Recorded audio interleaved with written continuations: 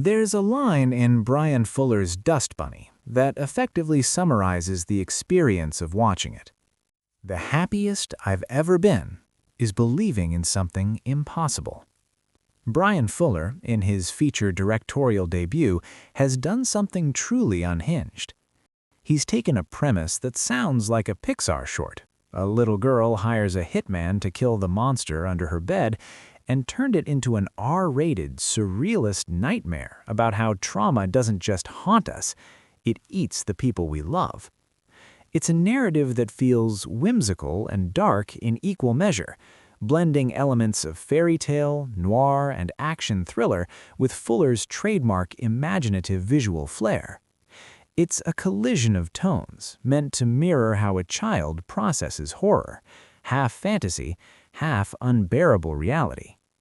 Today, we're breaking down Dust Bunny, and why that ending is actually much darker and more hopeful than you think.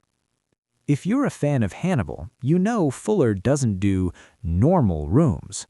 Every interior in Dust Bunny, especially Aurora's apartment building, is filled with a heightened, otherworldly aesthetic. It's like stepping into a storybook painted by someone with a fever dream.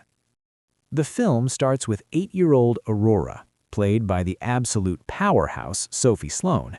She's not your typical scared kid. She's hard-boiled. She's pragmatic. When her parents get gobbled up by something under the floorboards, she doesn't go to the police. She goes to the neighbor in 5B, Mads Mikkelsen.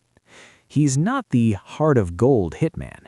He's a weapon that's forgotten why it's being swung. The chemistry here isn't cute. He plays across from her as an equal, someone just as damaged, just as resigned to the violence of existence. It's a mutual recognition. Aurora sees a monster slayer. 5B sees a kid who has already been hollowed out by the world. The film explores their bonding as two wounded souls.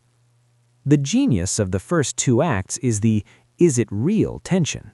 5B thinks the monsters are the very real assassins sent by his mother handler, Laverne, played by a deliciously wolfish Sigourney Weaver.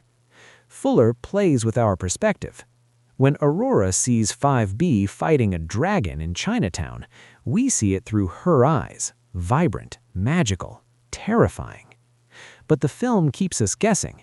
Is the Dust Bunny just a coping mechanism for the fact that Aurora's life is a magnet for violence?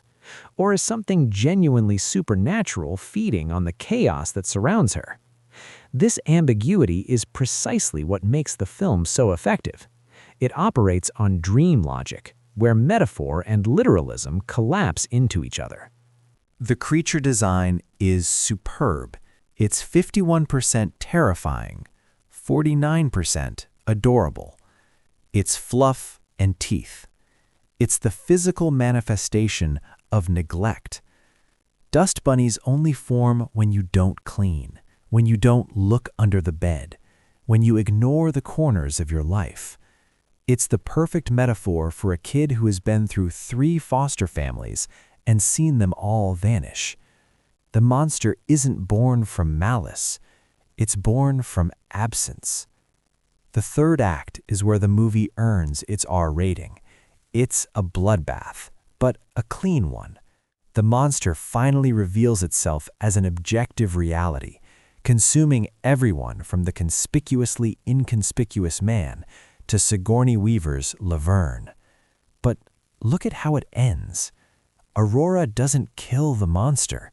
She finally stands on the floor and faces it firmly. This is the pivot. Most movies in this genre end with the protector dying so the child can be free, but Fuller rejects that. 5B survives because he embraces the absurdity. He becomes the guardian Aurora actually needed. Someone who doesn't tell her the monster isn't real, but tells her she can control it. Dust Bunny is a movie that respects the logic of a child's nightmare and offers the most honest ending to a trauma film I've seen in years. Most movies try to kill the monster. They want the protagonist to be healed. But you don't heal from losing families. You don't kill the fact that you've seen the world as a violent, predatory place. The monster is hers. It's her shadow. By the end, the dust bunny isn't a threat. It's her protection. It's her power. 5B's final lesson isn't "you're safe now." It's "this is part of you, so you better learn to drive it."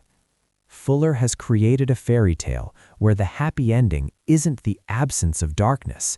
It's the ability to live comfortably within it. It's a movie that understands that being wicked is often just a child's word for being hurt. Was the monster a literal beast, or was it the shadow of Aurora's own history?